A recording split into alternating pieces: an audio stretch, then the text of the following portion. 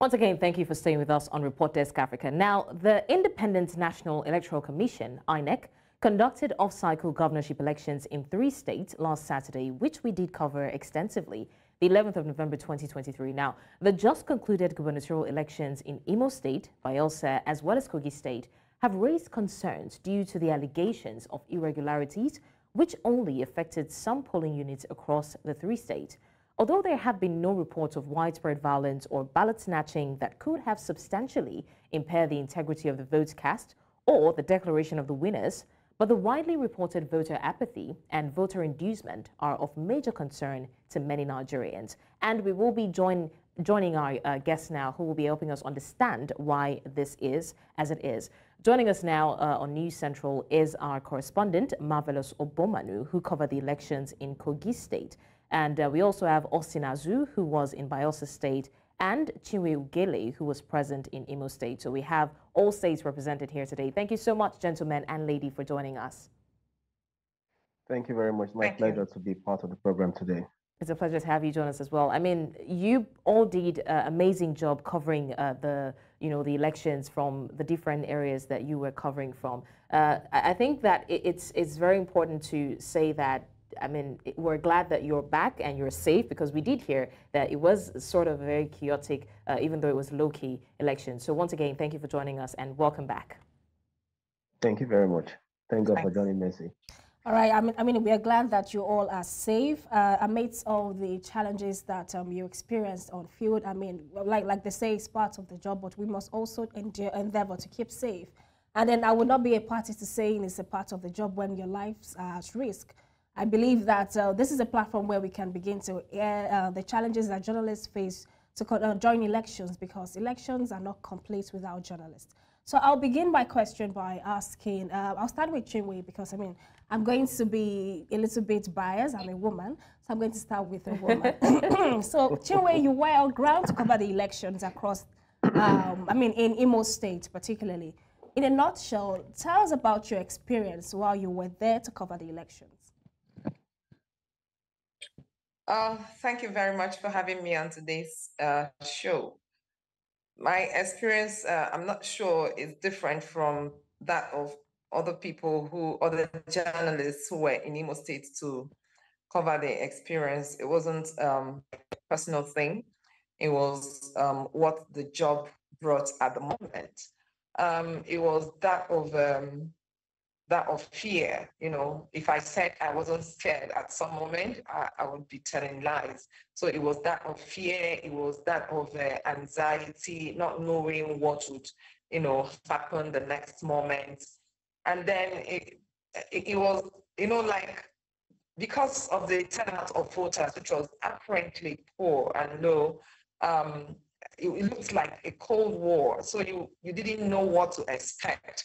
From my own part, I didn't know what will happen, what would happen the next moment. So it was the whole time like you had your heart in your hands, anticipating and praying that the worst didn't happen. Well, that must have been very scary. Apologies for that, Chinwe. And once again, we're glad that you're safe. Now, the Inspector General, and I'm coming to you, Marvelous, the Inspector General of Police, Kirawa, recently commended the security personnel in the off-cycle. Okay, we just got to know that Marvelous is not around, so I'm going to direct the question to Austin, because it's, of course, it's a general question. So, Kirawa recently commended security personnel in the off-cycle election. That's talking about the deployment of security personnel and how effectively they carried out their duty that day. Austin, from your own perspective, I mean, you were on ground in Bayelsa State to cover it. How would you rate the security personnel that were deployed, to different areas of Bayelsa State on that day, and how well they performed their duties? Well, first and foremost, let me begin by saying the fact that I actually covered Bayelsa State. Bayelsa State has its local government, and I was deployed to cover Bayelsa local government. You need to pass through the water before you can get to Bayelsa. First and foremost, we got to Nebe. From Nebe, we boarded a boat that took us to Bayelsa. We spent about 1 hour, 30 minutes on the waters, on the high sea. Getting to Bayelsa, we saw some large number of security personnel who equally came to cover the election. But from my own interaction and engagement with the police officers, they told me confidentially that, of course, their feeding allowance was not given to them. And so they lamented about some pocket of issues that needed to be sorted out before they were dispatched for the election. The day of the election, we came out, we saw a large number of them. Uh, at 9 in the morning, we can still see many of them at the police stations trying to sort out their names for the election of that very day. And when we came on live interview, questions were coming up. What happened? Why do we still have these large numbers of police trying to sort their names out when they were supposed to be on the ground to at least protect the POs, the agents, and the materials to their various polling units? We have 17 polling units in Brass local government, and out of these 17 units, the first unit we went for, there was no police officers at all. And subsequently, we went to the RAC Center, which was at a government secondary school in Okpoma. At about 10 in the morning, they are still at the RAC Center trying to sort out the materials for the election. It was really unfortunate that the police who were supposed to be ahead of the voters, they were nowhere to be found. They were all, confined in one particular area. I don't know the reasons. I don't know if it was because of security reasons, because of course, the police are not permitted to go with their arms or whatever close to where the election is holding. They are just there with their baton and just hang around and sit around. So I don't really know why they were not on the field on time. But during the election, we saw some of them, at their various security checkposts alongside with the soldiers, with the DSS, and a host of others. They were at their strategic location where they were asked to be, and they were trying to provide security, interrogating voters, where are you going, where are you coming from, and stuff like that. A large number of security personnel were actually on ground, but by and large, the complaints about what ought to have been given to them before the election was not given to them. So based on that, I don't know how they go about their duties or their businesses of that day.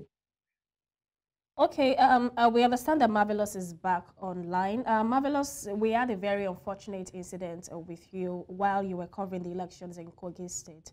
We understand that you had some altercations with soldiers, if I'm correct, on ground. Can you take us through your experience? Yes. All right. Very early in the morning, around 7 o'clock, we're already out to the particular local government called Ijumu local government area of Kogi State, where we are supposed to cover the election in Ward 001, Ward 002, and Ward 003. So that morning, while we passed Okene and Kaba Road, we veered off Kaba Road a little, then approaching the Ijumu local government area. Then we noticed that Dangote truck drivers and other vehicles, they were trying to, travel on that election day. They were on the road, stopped by security personnel so that they cannot move because that day was election day. So suddenly we saw about 3 hillocks filled with military men. They were trying to pass. I think they were just patrolling, doing their normal patrol, during the election day. So at some point, they got angry with the way the truck drivers just parked on the road, blocked the road that they were not allowed to pass, and therefore nobody will be allowed to pass, including the INEC officials that may want to ply through that route to go to their polling units. So they blocked the road. So the military guys were coming and they were angry that they blocked the road, and they started, they came out in their numbers, hitting the vehicles, damaging the glasses, flogging the truck drivers and all the rest of them. So I felt that was not normal. Even though the truck drivers blocked the road, there are also ways to go about it. They just took laws in their own hands, started damaging their vehicles and all the rest of them. So at some point, as a journalist, I needed to, you know, cover what was happening. So I was at some point just close to the bush, filming what was happening. So unfortunately, one of the truck drivers ran towards my back, and then one of the soldiers, you know, pursued him, and I didn't know they were at my back. So the soldier now shouted, "Oh, you are here filming us! Oh, you are here filming us!" The next thing I saw myself, I landed on the ground, and then he pounced on me and drew the attention of some of his colleagues, and they all, you know, besieged on me as if I was having their destiny in my hands. I was beaten up, you know, assaulted. I started begging. I said, I'm a journalist. I have INEC accredited, you know, tag. I am fully allowed to cover what is happening. I'm a journalist. Leave me alone. Leave me alone. They didn't even hear what I was saying. They started beating me. In fact, one of the guys that held my neck was smelling as if he had, you know, taken some illegal substance, some hard drugs. After beating me, I was trying to, you know, find a way to run out. They held me. So much later, they took my phone, deleted all the videos I made, and then left me there to, even if I want to die, let me die. However, I want to recover from the beating, let me recover. They all left. So one of my cameraman that was me was at the front. So when he realized what was happening, he ran back, and then he helped me. I stood up, and then put me inside our vehicle, and then we proceeded to where we are supposed to go and cover the election. So that's summary of what happened. Wow, I mean, I'm so sorry about that, Marvelous, and I do hope that you're healing fast. These are the conversations that we always have, you know.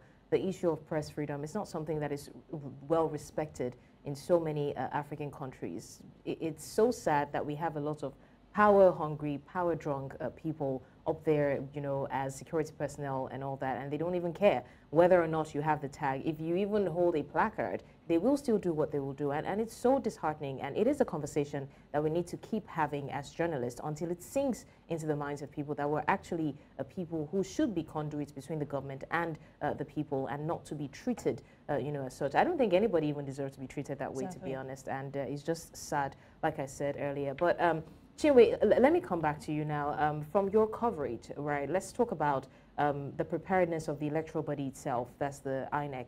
From what you observed on that day or even before the elections, would you say that INEC was fully prepared and ready for the off-cycle elections that happened, you know, in the 3 states, but in your state majorly? All right. Yes.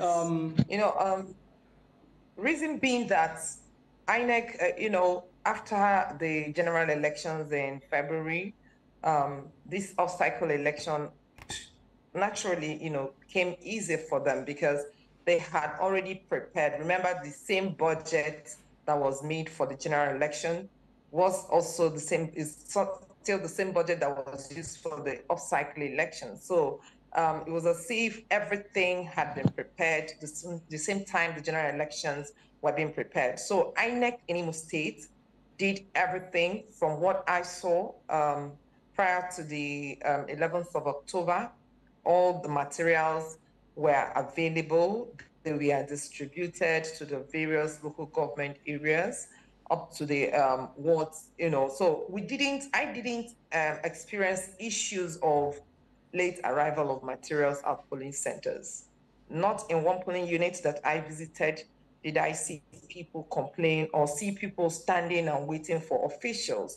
Rather, what I saw was that the officials were on ground at the various polling units with no one or few people coming out to vote. So INEC, to the best of my knowledge, did well in preparation before and for the election. And on the election day, they made sure that materials got to the various destinations. Nothing was missing. Officials were on ground. So on their part, they did enough, you know, up until the election proper. All right, so let me come to you, Austin. There are reports of votes buying during the elections. I would ask for Bayelsa State. I believe that you're covered. Did you experience any instances of vote buying in any way or the other that influenced the outcome of the election? Well, there's no way you can isolate the issue of vote buying in Nigeria election, because obviously you can see that before the day of the election, you can see that money exchanged hands. A lot of persons were given some money for either mobilization, or they would target to be anything. Now, the area I covered, which is Brass local government area, I did not in any way see anywhere money was exchanged. But even if that was done, I didn't see any. And you shouldn't forget that with the latest awareness that most of the politicians have had so far, they have decided not to be trading it openly. Just like in those days, whereby you come to the polling unit to begin to dash out money, people be on queue, you count the number of those persons. That was not possible. I believe they might have done their work outside the environment. Now, let me say this. Now, there was a polling unit we visited at about, I think, 10 in the morning. Voters have not arrived, and we saw some INEC officials and police who were there. Possibly that could be the reason why voters delayed. And suddenly you just see this huge number of voters that just came and they just want to vote. They came in a guerrilla format, and thereafter you discover that these people who were there at that particular place, they just disappeared all of a sudden. What happened? It could mean that they were holding meeting elsewhere, and from that place they were holding their meeting. They can just come to the place and do whatever thing they want to do and just go away. And of course, I'm not from that area, so you don't expect me to begin to nose around people, what they are doing, why they are coming, where are they coming from, why are they coming in groups. So I believe that there might have been vote buying behind the scenes that most of us are not aware of. So that's my own take on it. All right, thank you so much, Austin. Chinwe and Marvelous, please, you three, still stay with us. We want to go on a short break, but I would still like for us to continue the issue of voter disenfranchisement, because I really want to know how it happened across board. So please stay with us. We go on a short break now. This is still RDA. When we come back, the conversation continues. Stay with us.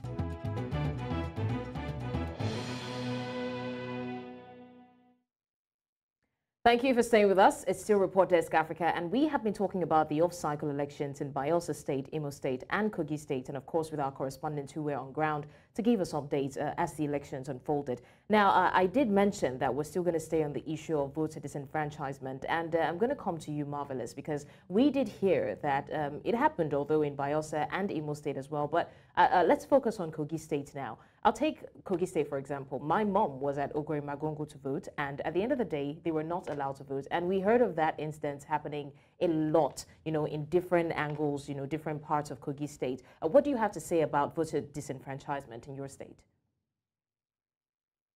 All right.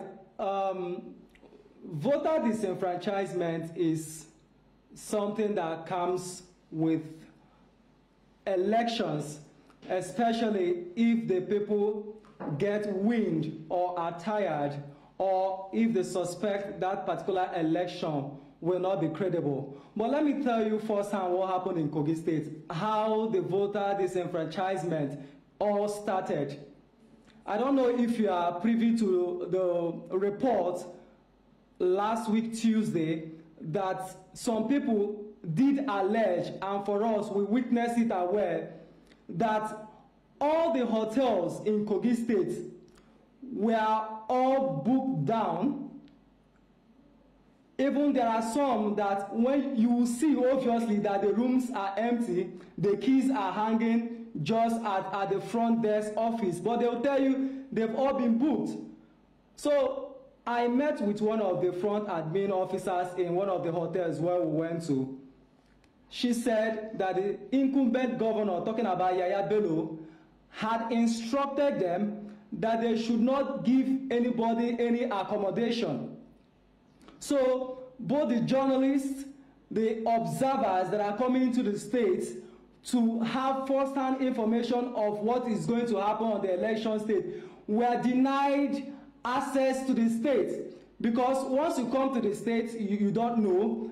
The first thing you look out for is an accommodation. So once you don't have an accommodation, you might be frustrated to leave the state. We arrived Kogi State on Tuesday around 1 p.m. From 1 p.m. to late in the night, around 10 p.m., we couldn't find a hotel where we were going to stay. We kept visiting hotels as if we came to Kogi State to do tourism. We visited more than 15 hotels. We couldn't find an accommodation. But what we saw is that you stay in that particular hotel where they tell you that there's no accommodation. You see some, people wearing party shirts going up and down. Some of them, their faces are very tight, as if they are like touts or something else. So one of them told us in confidence that we are not going to see any hotel to stay, that the state governor has collected all the hotels. So assuming I don't have that determination that I must stay in this state no matter what to cover the election, I'll be frustrated and I will go. So that is part of the voter disenfranchisement.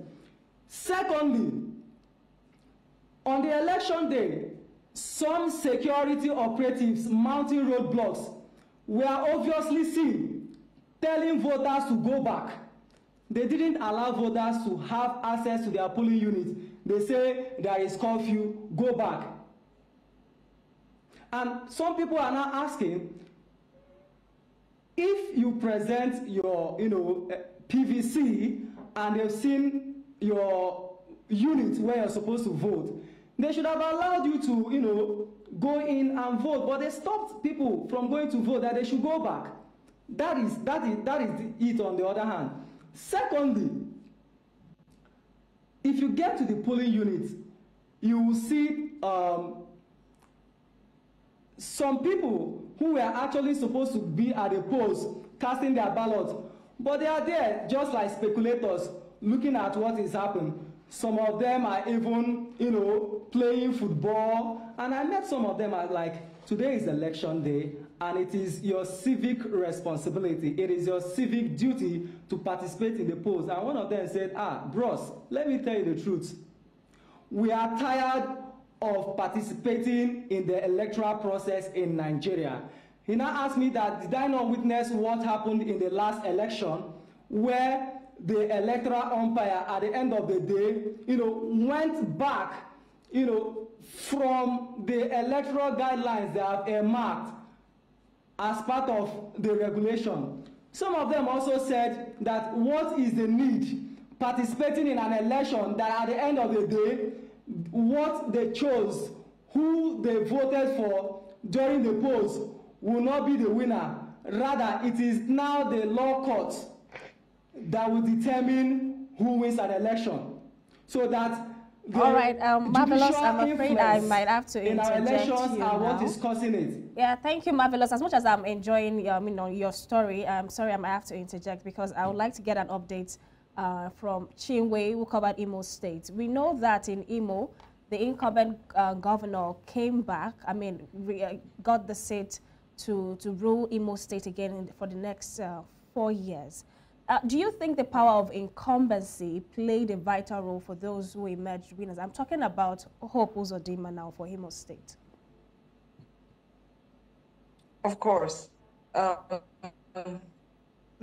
incumbency issue is not to be, wished away. It's something that is powerful here in Nigeria. If you have been following events, and they are not playing with it. So, Marvelous talked about how the governor of Kogi State allegedly booked all the hotels and denied people access to the hotels. We had such rumor for Imo State before going to Owerri, but then it was a different thing when I got to Owerri because I was able to, lodge, get an accommodation where we lodged. In fact, it wasn't even as if, because I had already contacted someone who had options, different options for me to choose from. So probably that of Kogi discouraged that of Imo because it was rumored that it was happening. So the power of incumbency is something that all the governors, especially Bayelsa and Imo that won, must have used a lot because they control the security. those of them who just contested, you know, from the outside were not in power. So they cannot give order to the security. They cannot give order to INEC. They will only follow what is being dished out to them. So the governors, the 7 governors used the power of incumbency to make sure that most of the orders and programs were to their favor. So part of it, yes, incumbency played out during the elections, and they didn't let go of anything in making sure that they use that power to, you know, secure their seats once more. Right. Thank you for that, Chinwe. Now, Austin, let's look at what happened in Bayelsa State. There was a time when we did hear that some persons or some, you know, party members were protesting that they wanted the results to be announced because, you know, they can't be counting results and people don't know about what's happening. So can you let us in on that situation? What happened there and how was it resolved? Of course, talking about the post-election, there are some local governments or some wards that they felt that they were disenfranchised because probably when the materials arrived and based on the fact of either incumbency or security involvement, they were not allowed to vote. And they were quite surprised that at the end of the day, they announced their local government, their wards, and someone somehow actually won that particular place. So they were all at the INEC office to demonstrate and send a message across to the electoral umpire that they will not accept that result announced by INEC. Rather, they should cancel that particular election. But don't forget too well that the law of INEC states that anywhere that the only place where results will not be announced is either they had overvoting or the election was disrupted by violence. So based on these two premises, INEC said that the results that would come from that unit will not be announced, must not be announced. So I don't really know what happened because I did not cover that RDA or that local government. So they went ahead and announced that particular result, and that prompted their annoyance, and they came to the INEC office to protest why such must not be announced. That was what really happened. That was day 2 after the election. Then yes, the next day after the election, that was on Monday of it. All right. Thank you so much for that, Austin. Marvelous, please let me come back to you now.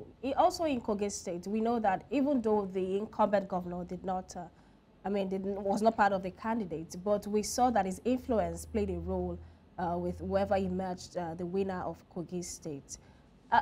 Let's talk about Kogi State itself. Do you think that the people were indeed pleased with the government of Yahya Bello for them to, come out en masse to even vote in his candidates back to the seats as the governor of Kogi State?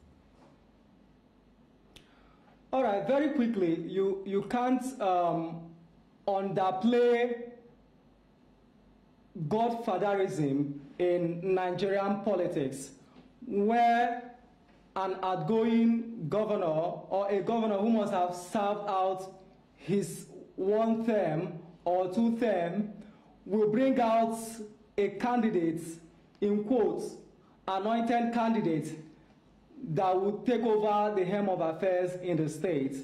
And how it happens that since the governor of a particular state has all the state powers, therefore whomever he chooses, all directions will go to that particular person. If you recall what happened in Imo State some years ago when the former governor Owele Anayo Okorocha was about leaving seat, he now brought out his son-in-law Uchenwosu Ugumba to take after him. And of course, the whole Imo State people rejected that said it will not happen because the government of Anayo Owele Okorocha was a bit distasteful for them, and therefore they didn't want whoever that he's bringing. The same thing played out in Kogi State. You know that Ododo is from the APC, and in quote, is someone whom the governor had anointed to, to replace him. And the general voices in Kogi State said that they did not see governance during Yaya Bello's tenure, and of course that they didn't feel the impact of governance, and therefore how are they sure that whoever that he's bringing to succeed him will, you know, bring governance to them, or he will be there to do the biddings of his political godfather, just like what played out in Rivers State between Governor Fubara and the immediate past governor, Governor Wike. So that was what actually played out. The question you asked, if the government of Yaya Bello was actually, you know, pleased for the people of Kogi State that made them to vote the same APC. Three things played out. Just like Chinwe said, he has the power of incumbency. And of course, just like I told you, that prior to the election, they've already seized all the hotels so that they will bar people from having access to monitor what is happening. And you could also hear what happened in Ogorimagongo, where electoral officers came to the election polling units with prefilled result sheets. And if you recall, the PDP candidate, Senator Dino Melaye, had already raised an alarm that such a thing was happening, even though talking about Dino Melaye will be another subject of conversation, because him too did not even participate in the electoral process. So once we deal with godfatherism in our politics, where an outgoing governor will anoint a candidate that will succeed him, I think we should allow the people to choose who will be their leaders without imposing people on them. So that is actually what played out in Kogi State. Okay, marvelous. Thank you so much for that. Now, I'm going to circle back to what you said, but I'm going to direct the question at Chinwe, talking about free and fair elections, seeing how some people in Ogorimagongo and some other places came to polling stations with already filled out, cards. Now, Chinwe, looking at the entire voting system and the elections that took place, the, off-cycle elections in Bayelsa State, Imo State, and Kogi State, from our assessment, it's obvious that, in some parts it was fair. In some other parts, we can't exactly, allegedly, there were so many things that happened. But do you see this going to court? And if it does, do you think that the judiciary is trustworthy enough, looking at the track record from the things that have happened up until, the recent case that just got settled? Do you think that it will go to court? And do you think we can trust that the judiciary will handle it, carefully and truthfully?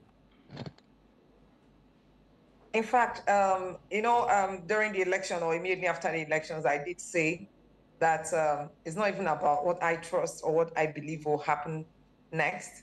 It is now about the people themselves. The feeling is that, in Imo State, it's a different scenario, because it was like the people already ceded the seat to the incumbent governor. They didn't want to have issues. That was why a lot of people didn't participate in that election.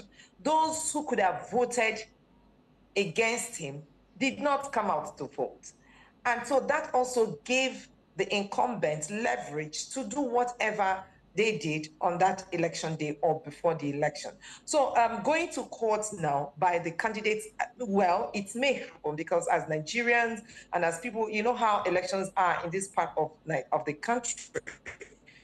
Southeasterners like to stretch, the law until they get to the last. So if they go to the court, well, every one of us saw what happened at the Supreme Court. So with which precedents are they going to get what they are seeking? Because it's going to be a repeat of what that is from my own perspective.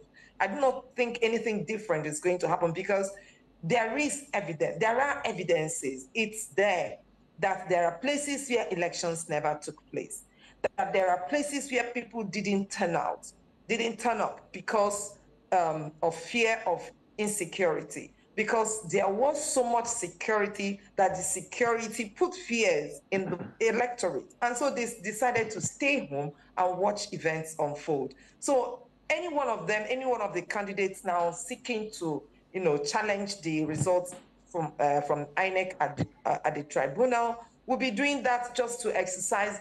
Probably the person might get lucky to have some judges who may want to, because Right now, I don't even know which law or act to quote to, back up any argument I'm making now concerning elections in Nigeria, because they've all been turned upside down. So it's confusing. So whoever wants to go to court is free to do so, but what they will get out of it is what I can't say.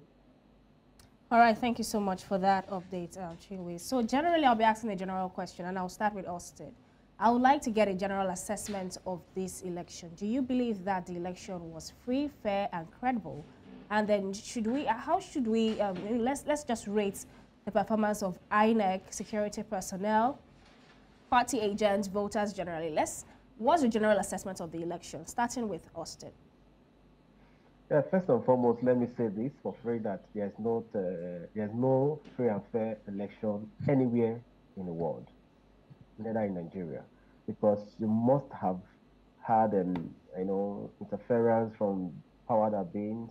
You might have been influenced, one or two persons. You are not actually voting the person you really wanted to vote for. You might have been convinced to vote for this particular person or the other, but because of the relationship someone had with this person, someone had with this person, so because of this person you are voting for this person. It's not actually from your mindset. Take for instance, what about the old woman in the village? What about the pizza farmer? What about the other person who said, oh, my brother works in so place, my uncle works in so place, oh, because he's supporting him, let me support him. So it's not actually his free mind or a free mind to support that particular candidate. So there's nothing like free, there's nothing like fair.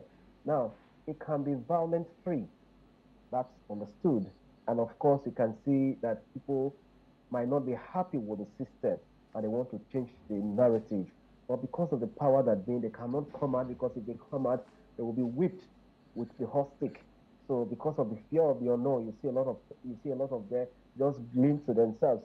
Take for instance, even when you want to interview most of them, they will say, well, you just bring out the mic and tell them that you are speaking to them based on this particular matter. You just see all of them taking pills, running away from the microphone, not because they can't talk, but because they are afraid, because they believe that once they say anything, their face shows on the camera, they are likely going to face the the big masquerade that will come after them at night. Definitely. So on and so forth. Thank you so much for that, Austin. I'm sorry I had to cut you there. Just very quickly, in a minute, Marvelous, let's get your general assessments. Quickly, please. All right, talking about the assessments of the election, let me start with the electoral umpire. They came out as the referee of this football match, very prepared. They deployed about 2 national electoral commissioners to Kogi State. In addition, they also deployed 9 resident electoral commissioners plus other supporting staffs to Kogi State to assist the main Kogi State resident electoral commissioner to bequeath a credible election to the people of Kogi State. All right, Marvelous, thank you so much for that. For the security. Marvelous, I'm so sorry, because of our time, we will not be able to proceed with that, but thank you so much. And Chinwe had already mentioned what she thought about the election. I really want to say thank you to you, ladies and gentlemen, for being here with us and for helping us to assess and understand the election properly. Thank you once again. Thank you, guys.